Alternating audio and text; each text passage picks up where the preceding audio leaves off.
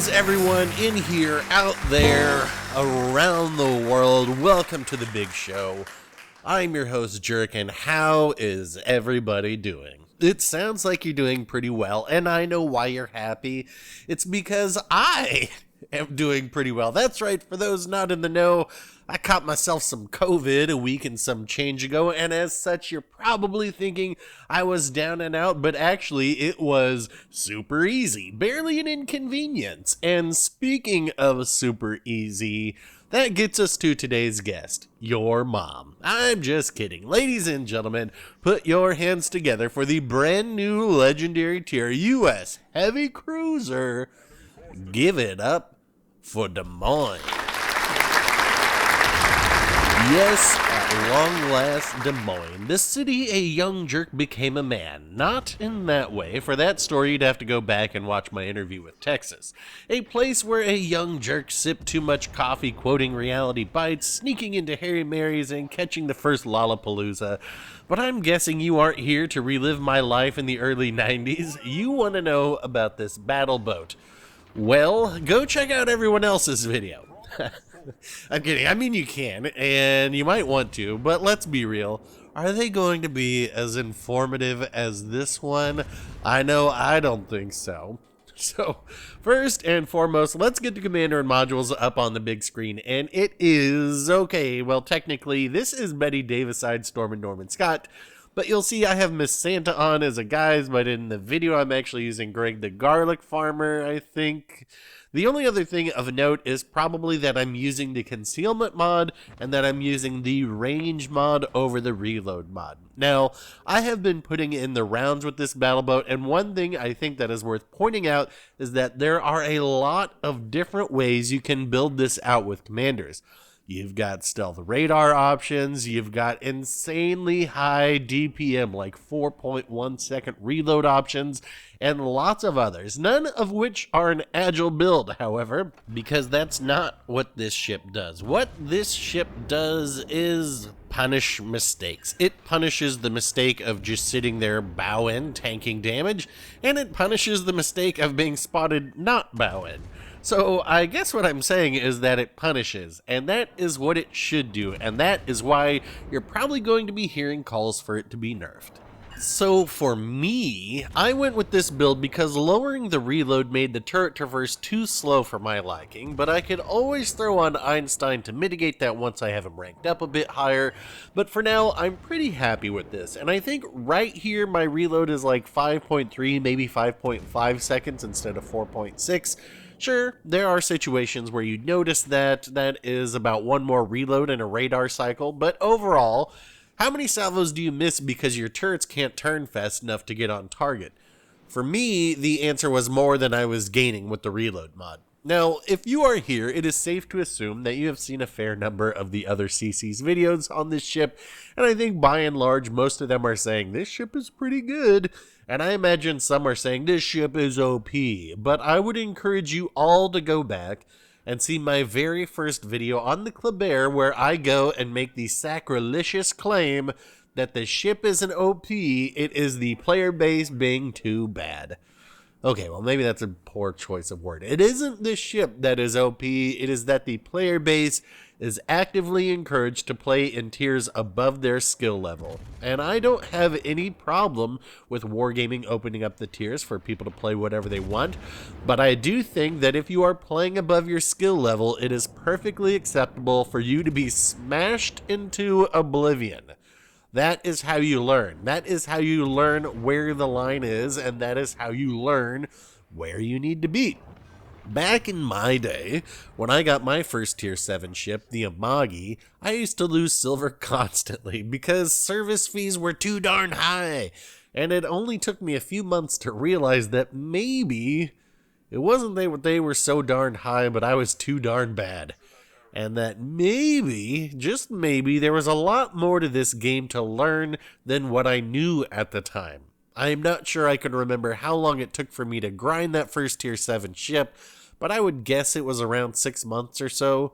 Now we see people getting legendary tier ships who don't even have the tier 7 ship on the line before it, which probably means that they don't have the commander they should be using, let alone have them or their inspirations at a rank to be of any value. They are indeed learning the game in Legendary tier when they could be learning it in Tier 2 through Tier 6. And so all of those horrible habits I've been saying people need to get over, like bow tanking only, being unwilling to move, only knowing how to spam HE, not understanding how AP penetration works, auto-bouncing, aiming, playing your ship in the way it should be played, not to mention when to cap, where the team is flowing, when to reposition, thinking 5 minutes ahead, knowing where to position your ship, etc., is on full display here. And every single one of these bad habits I just listed is exploitable in Legendary tier. And the class that is going to exploit all of that the most will be heavy cruisers. And this right here is the first one. Hopefully, we won't have to wait another 2 years for the next. But I think at this point, Ouija has just accepted what a shit show this tier is. So let's get to this match. We are on Land of Fire. Myself and my div mate and a Shima spawned on A. We capped it. We removed a couple battleships and chased a Kagero off into the sunset just in time for a friendly Iowa to have sailed around the Great Northwest Passage and join us rather than stay at B and enjoy the crossfire the matchmaker gave them. Though, perhaps that was inspired by the people who spawned with them abandoning B as well, I don't know. But the point here is that yes, the Kagero is still alive, but they will have a choice they need to make. Will they stay behind and try to flip A but be unable to help deal with the blue team, or will they abandon the cap and chase damage instead? Knowing this was their choice, I told my div mate that we need to exploit that and just blow right through B. But they could hang back just a little bit just to discourage that Kagero from trying to torp the Iowa behind us. So that is the plan, because if we can get the rest of the red team trapped on Seaside, well then we can set up a defensive perimeter and punish the red team as they try to come through. And that right there is exploiting a mistake at Legendary tier. Well, really, you can exploit that mistake at any tier, but people should know better by the time they're playing here. Now, our team to the north of C is doing a fine job just holding back the overload while we march ever closer. They will eventually be able to retreat to the north side of B, and we will have crossfires galore, radars, sonars, etc., all positioned for us to win the game. Speaking of positioning, I am not sure why this Kleber has just stopped. But they do, and of course at first I'm like just shooting ahead of them because I keep thinking that they're going to take off, but they're not. They're just sitting there, so I guess I will shoot the Kleber. That's going to be our second ship sunk, and okay, there is a Mino, and I think this is something that everybody's been wanting to see. We all know that the Minotaur is essentially a one-trick pony, right? And if I bow into them, yeah, I might take a little bit of damage, but I'm probably going to be able to bounce most of it other than the guns when they break it. But the fact that I'm located, that kind of gives me a hint that the Kagero is still close. That's why my Hydro's on, and that's how we spot those torps. But I'm also expecting that once I get close enough, this Mino is going to be dropping torps as well, and once they stop shooting their guns, you kind of get the idea that's when they've dropped them. But pretty soon, I'm going to get into range of either them being spotted by their smoke fire penalty or my Hydro being able to pick them up. The fact that the shot stopped there, that was when I was like, okay, well, they probably have dropped torps. And they did. And unfortunately, I don't get a huge hit right there. I have completely dev-struck Minos with the Des Moines so far, and it is just as much fun as you would think. Now, I am switching over to HE because I have their side, which I don't have a great angle at, but as I can see, they're turning to get torps off on the other side. We're going to switch back to AP and remove them and do a very hard turn, one that is probably not expected because I am thinking that the torps are going to be coming with the intention that I would be pushing towards them and going around the island, and that's why I turned so hard to face back into the entryway from C into B, because this is the defensive perimeter we want to set up. Now, the fact that I'm not spotted right now, that kind of tells me that the Kagero is either going around all the way to C or has turned back to A. And it is in fact A because we can see that they are trying to flip A. So not really a concern of mine anymore. At this point, my divmate is going to head back that way and remove them while I go into the mouth here and just set up a crossfire for anybody who should want to be coming through. I am watching this at this point. I'm like, oh man, please get them. Don't be one of those woosters that gets gunned down by a destroyer. You don't want that. That is not the way you want everybody to see you on YouTube. Oh god, they're missing over and over. All I can do is sit here and watch in abject horror, just waiting for some torps to show up and sink them. But as it turns out, they do in fact get them, and we are poised to actually win this match at this point.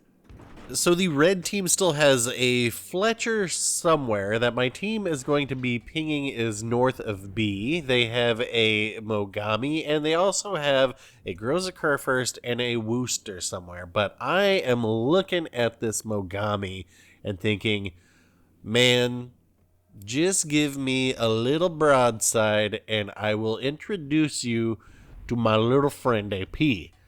But to their credit, whether they are doing so intentionally or not, they are coming directly at me with their bow. So I'm just waiting and watching while our battleship proceeds to head into sea. There's really not much reason to head into sea at this point.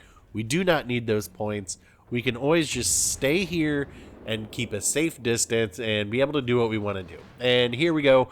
You're seeing how fast the Des Moines can pump out this damage. You know, for this Mogami, what are they supposed to do?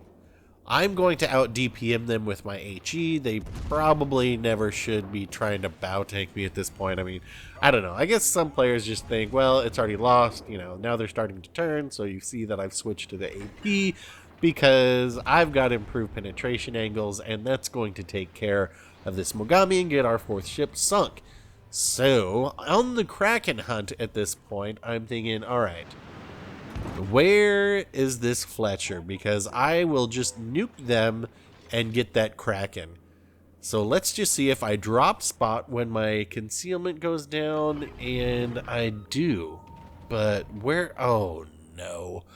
They just happen to be in the perfect position with no health, but I cannot possibly lob shots over this island. You can see I'm shooting the island in frustration, just thinking like maybe some magic shell will somehow go over there and just clip them the one time, you know. Maybe just I'm like, oh, keep heading north, but no, they turn south. It's like they know where I am and that I'm going for this Kraken right here. But yeah, I'm not going to be able to sink that Fletcher. You can see shells going in there. So I've got to go with my backup plan. And that is going to be the Wooster, which is right there and fairly low health. So change our angle in here. I do have to be aware there is a Groza first on the enemy team. And a Groza first will overmatch a Des Moines. And make no mistake, Des Moines is quite susceptible to big old battleship guns. You see I'm checking what it is right there. So I have to approach this pretty cautiously. Coming out there, I can definitely be dev struck. And yeah, I want to actually use the edge of this island to stop and try and spot this Wooster. And that's why I'm sitting right here. And we can just start blasting away at him. And any second here, we're going to see the GK shot come in right there, and that's why we did not pull out there. And I've switched over to HE because if this guy's just going to bow tank, you know what? I out DPM them with these guns, so yeah, you can try it, Wooster, but it's not going to matter. There we go. We pick up the Confederate to go along with our high caliber, and pretty soon we are going to be picking up Kraken 382 in the Dememes. And now we can do some science. Since we don't have training rooms, I have to do my science live in the field, and I'm trying to see just how much pin is on these Des Moines shells, and I was kind of surprised. We are not getting full pins on this Groza first armor, where I know the Riga would.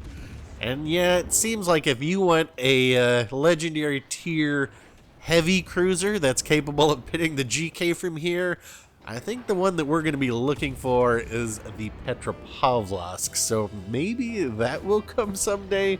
All right, that was worth it, you know. I just need to know is that if we can get away with that stuff, but that's going to be this game, so let's see the scoreboard. 3,311 base XP for a very good game, and frankly I'd say this is a pretty typical game for Des Moines and what I've seen so far, but a GG to the red and blues as well. And that's going to wrap it up for this one.